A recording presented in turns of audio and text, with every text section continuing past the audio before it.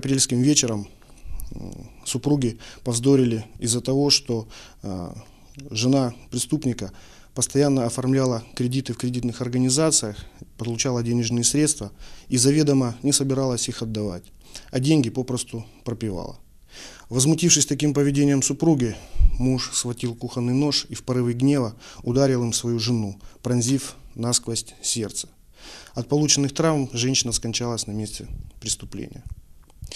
В ходе судебного следствия подсудимый, в данный момент обвиняемый, вину в совершении преступления не признал, пояснил следователю о том, что он находился в состоянии сильного душевного волнения и ничего не помнит, то есть находился в состоянии аффекта.